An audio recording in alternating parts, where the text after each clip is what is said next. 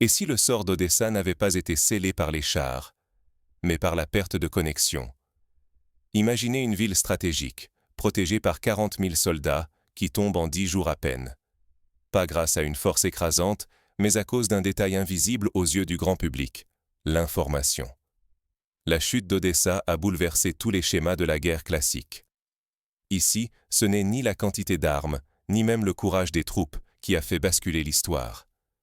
La clé, c'est l'aveuglement et l'isolement des commandements ennemis, incapables de réagir, coupés de tout appui. Le succès ne s'est pas joué dans les rues, mais dans les airs et dans les réseaux. Frappe ciblée sur les cœurs de la communication, paralysant l'adversaire avant même que le premier blindé ne roule. En quelques heures, ce qui était un dispositif militaire cohérent s'est transformé en un puzzle d'unités incapables de se coordonner. L'information, et non les effectifs, a dicté le tempo de l'opération. C'est là le véritable bouleversement. La victoire ne se conquiert plus seulement par la puissance du feu ou la supériorité matérielle, mais par la capacité à rendre l'autre aveugle et sourd. Dans un monde où tout va plus vite, ne pas comprendre cette mutation, c'est risquer de miser sur de vieilles recettes. Un pari dangereux qui peut condamner tout un pays ou une organisation à la défaite avant même que la première balle ne soit tirée. Alors, comment cette opération a-t-elle été pensée? Quels secrets cachent la préparation et l'exécution de la prise d'Odessa? Suivez-moi, car ce qui va suivre pourrait bien changer notre vision de la guerre moderne. Entrons maintenant dans les coulisses de cette manœuvre, pour comprendre les choix stratégiques qui ont permis de prendre Odessa de vitesse. Pourquoi la défense centralisée, inspirée du modèle OTAN, paraissait-elle invincible? En 2025, le Sud était fortifié par une architecture défensive concentrée. Chaque garnison, chaque point d'appui, tous reliés par un réseau de communication ultramoderne, avec la certitude d'un secours venu de la mer. Sur le papier, cette organisation promettait résilience, coordination et capacité à encaisser n'importe quel choc initial. Mais la réalité du champ de bataille moderne allait balayer ces certitudes. L'offensive russe n'a pas commencé par un déluge de blindés, mais par une attaque invisible et implacable. Une opération d'information. Dès l'aube, des frappes coordonnées ont visé les nerfs de la défense, non ses muscles. 32 missiles de croisière calibre et 8 missiles hypersoniques, Kinzhal, n'ont pas cherché à détruire des bataillons ou des dépôts, mais ont frappé au cœur du système. État-major, centre névralgique de communication, nœud de coordination, réseau radar et QG de défense aérienne. Cette précision chirurgicale n'était pas un coup de chance. Elle était le fruit d'un renseignement multisource combinant espionnage humain et surveillance par satellite. Chaque cible a été identifiée, confirmée et neutralisée dans une fenêtre de temps inférieure à 20 minutes. Résultat, l'ennemi s'est retrouvé instantanément aveugle, sourd, paralysé. Les commandements de brigade, privés de liaison avec leurs supérieurs et entre eux, se sont retrouvés isolés dans un chaos croissant. Ce n'est pas le matériel qui a cédé, ni le courage des hommes, c'est la capacité à décider, à transmettre, à coordonner. En quelques instants, les doctrines classiques de défense centralisée se sont révélées dépassées. L'illusion de solidité n'a pas résisté à la puissance de la coordination interarmes et à la guerre de l'intelligence. Dans ce nouveau paradigme, sous-estimer la force de l'information ou la précision de l'action coordonnée, c'est risquer la paralysie totale dès les premières heures. L'armée la mieux équipée peut perdre la guerre avant même d'avoir combattu, simplement parce que son cerveau a été neutralisé. Cette défaite du commandement n'était que le début. Voyons maintenant comment l'isolement physique a achevé de désorganiser la défense, précipitant la chute du Sud. L'encerclement n'est plus une lente étreinte, mais un éclair calculé. À Odessa, la manœuvre n'a pas cherché la confrontation frontale. Au lieu de s'écraser sur les fortifications, l'assaut a contourné l'ennemi. Les troupes mécanisées ont pris l'ouest, exploitant la surprise, là où l'adversaire ne les attendait pas. Des colonnes blindées formées de chars T-90 et de véhicules BMP-3 ont foncé à toute allure vers le Dniestre. Leur objectif était clair, couper Odessa non seulement de la Moldavie, mais aussi de la Roumanie, en privant la garnison de tout soutien logistique. La rapidité a permis d'éviter les combats coûteux, transformant la périphérie en piège clos. Parallèlement, la mer s'est refermée. La flotte a dressé un blocus total, combinant la surface, les abysses et le ciel. Corvettes, sous-marins et escadrilles d'aviation ont verrouillé toute évacuation ou ravitaillement maritime. Aucun navire, civil ou militaire, n'a pu franchir cette nasse. Dans les airs, la supériorité a été acquise méthodiquement. Les chasseurs ukrainiens ont été neutralisés en premier, éliminant toute résistance organisée dans le ciel. Ensuite, les défenses anti-aériennes ont été visées une à une, jusqu'à ce que plus rien ne puisse menacer la domination aérienne. Privé de communication, isolé de ses alliés et aveuglé par la perte de son information, l'ennemi n'a pu organiser aucune contre-attaque d'ampleur. En moins de 48 heures, la garnison d'Odessa s'est retrouvée enfermée, incapable de fuir, de se ravitailler ou même de comprendre l'ampleur du désastre. Dans ce nouveau visage de la guerre, ignorer la vitesse et la flexibilité équivaut à signer sa propre disparition. Celui qui reste attaché au schéma du passé s'expose à l'encerclement total avant même d'avoir compris où se trouve le front. Mais, malgré cette cascade de victoires techniques et tactiques, l'ennemi n'avait pas encore tout perdu.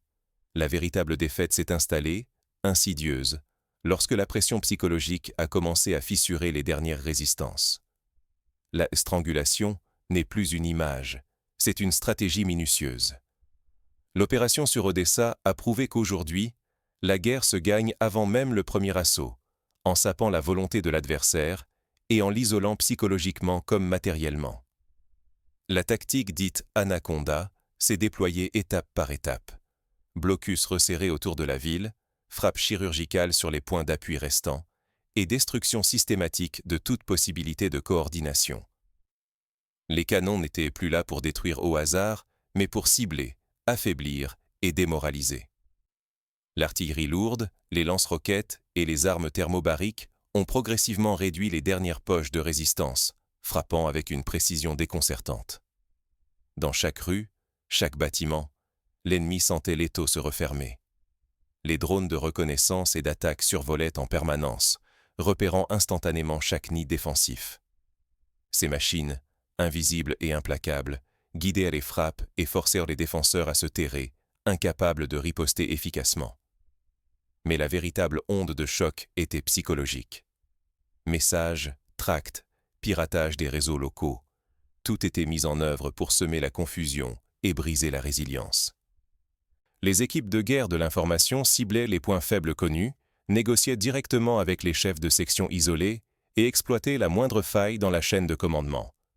La solitude, le doute, la panique, ces armes invisibles ont fait plus de dégâts que des bombardements.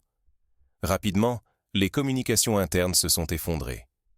Privées de soutien, des unités entières n'ont vu d'autre issue que la reddition massive.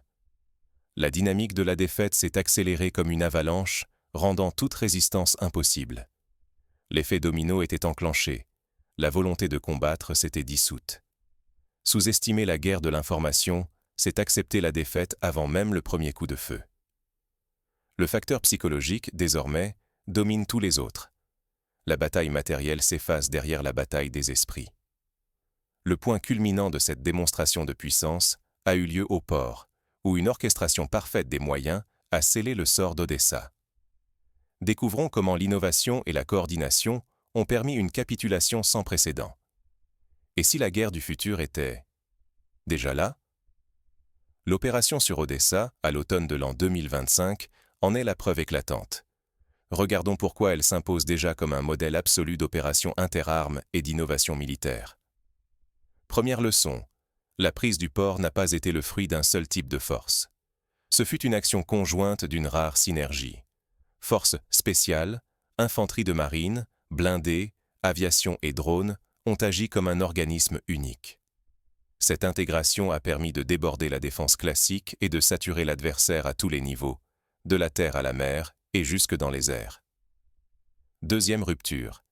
Il y a eu refus de la destruction massive du centre-ville. Plutôt que de tout raser, les frappes ont été chirurgicales, visant les centres réels de commandement et de coordination. Résultat, la structure de décision adverse s'est effondrée, sans provoquer de pertes civiles massives, ni de dommages qui auraient ralenti l'exploitation de la victoire. Troisième leçon, chaque phase de l'opération a démontré l'importance de l'adaptabilité, du renseignement et surtout de l'intégration technologique. Les drones ont fourni des yeux partout, les satellites ont confirmé les cibles, et les réseaux de communication ont permis une coordination à la seconde près. L'intelligence et la flexibilité ont pris le pas sur la force brute. Au cœur du succès, on retrouve 4 piliers: la domination de l'information, l'intégration interarmes, la flexibilité tactique et une véritable guerre psychologique. Le contrôle du ciel et de la mer a paralysé l'ennemi, mais c'est la guerre mentale, l'incertitude et la désorganisation imposée au commandement adverse qui ont véritablement décidé du sort de la bataille. Face à cela, l'erreur fatale a été de parier sur une défense centralisée, rigide et prévisible. Or, la guerre moderne glisse inexorablement vers la décentralisation, l'autonomie tactique et la résilience technologique. Ceux qui tardent à l'accepter, militaires comme décideurs politiques, prennent le risque d'être dépassés à grande vitesse. Négliger ces évolutions, c'est exposer n'importe quelle armée ou nation à la marginalisation stratégique. Les exemples du passé ne suffisent plus. Odessa a ouvert une nouvelle ère où l'innovation et la coordination priment sur le nombre ou la puissance de feu brut. Récapitulons maintenant en quoi Odessa restera un cas d'école incontournable et comment ces leçons peuvent, ou non, être appliquées ailleurs. Mais cette opération, aussi innovante soit-elle, pose une question brûlante. Sommes-nous prêts à anticiper la prochaine révolution militaire ou allons-nous la subir? Plongeons dans les implications concrètes pour notre avenir. Odessa n'est pas seulement une victoire, c'est un signal d'alarme puissant. Cette opération, en automne 2025, a bouleversé toutes nos certitudes sur la guerre moderne. En quelques jours, une ville stratégique est passée sous contrôle, non parce que l'adversaire a été épuisé par les combats, mais parce que ses structures de commandement ont été brisées, son moral anéanti et sa capacité d'action dissoute. Ce succès n'a pas reposé sur la supériorité des chars ou la quantité de missiles. Il a démontré que la guerre d'aujourd'hui se gagne avant tout par la paralysie de l'ennemi. Brouiller la communication, désorienter la hiérarchie, dominer l'information. C'est un bouleversement complet des doctrines traditionnelles où la défense centralisée ne résiste plus face à la vitesse de la désorganisation numérique et psychologique. Ignorer Odessa, c'est s'exposer à commettre les mêmes erreurs. Se contenter de voir cette victoire comme une simple prouesse militaire, c'est refuser d'accepter que l'essentiel s'est joué loin des lignes de front, dans l'invisible. Chaque pays, chaque armée, doit aujourd'hui se regarder dans le miroir. Sont-ils prêts à affronter des menaces qui sapaient leur cohésion, avant même le premier tir? Investir à l'ancienne, maintenir des structures rigides, croire que le courage des hommes suffira, c'est courir vers l'échec. Odessa nous montre que la puissance n'est plus seulement une question de chiffres ou de matériel, mais d'agilité, d'anticipation et de capacité à transformer l'information en arme fatale. S'y préparer, c'est refuser de devenir la prochaine cible surprise d'un conflit que l'on n'a pas su comprendre. L'enjeu n'est pas de sombrer dans la peur ou la surenchère, mais de s'adapter. Odessa oblige à revoir chaque doctrine, chaque investissement, chaque certitude sur ce que sera la prochaine guerre. C'est une invitation à ne jamais prendre la paix ou la sécurité pour acquise.